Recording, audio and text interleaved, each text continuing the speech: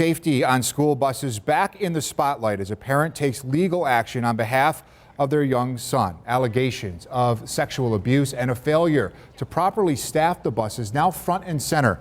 As 7 Eyewitness News reporter Hannah Buehler finds out, some hope this latest legal pressure will provoke long-term solutions.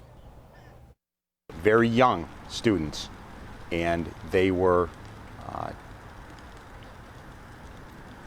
directed to engage in certain acts. Attorney David Block describes the sickening and startling allegations of child sexual abuse on board a first student bus in May of 2019. His client, the parent of a Buffalo public school student on that bus, is now filing a lawsuit. When you send your child off to school in the morning, that the last thing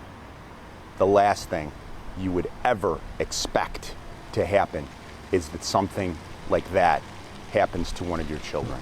His client's child was a first grader at the time. Block claims first student failed to provide proper staffing on the bus and training to those in charge. He says it was May of last year when the then 7-year-old was sexually abused by an older student during a bus ride home.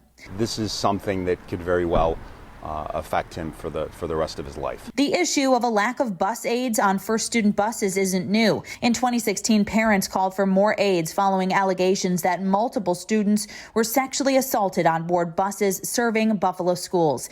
District Parent Coordinating Council President Wendy Mistretta says the issue hasn't gone away. The last couple of years, we've just even had trouble getting enough drivers and to pay for that to get the people driving our kids.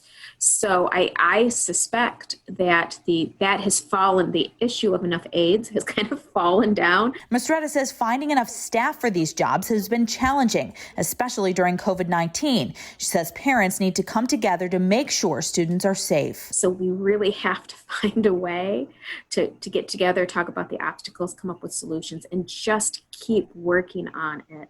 I reached out to both First Student and the Buffalo Public School District. Both got back to me saying they will not comment on ongoing litigation. Hannah Buehler, 7 Eyewitness News.